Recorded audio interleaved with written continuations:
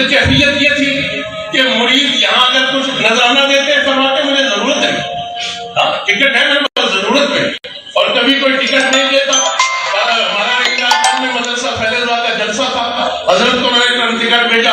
تو جب تشریف لائے جاتے ہوئے ہمارے اختر خان ایڈوکیٹ صاحب ضلعی صدر تھے، ابھی 3 دن پہلے ان کا انتقال ہوا، بڑے مخلص تھے، حضرت سے قید بھی تھے، 40 سال جماعت کے ساتھ گزارے، اس وقت تحصیل کے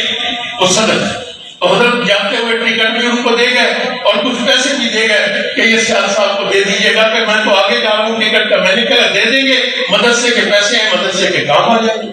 اور کوئی کراچی جا کر حضرت کی خدمت میں پیش کرتا تو بہت دفعہ ایسا ہوا ہمارے ساتھیوں نے کچھ دینے کی کوشش کی، نہیں اس کو جیب میں رکھیں،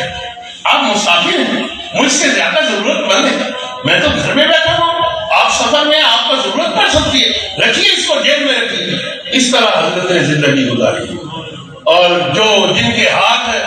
بڑے بڑے ہمارے پیر جن کے ہاتھ مریدوں کی جیب میں ہوتے ہیں وہ بھی مولانا نورانی مردان کرتے ہیں۔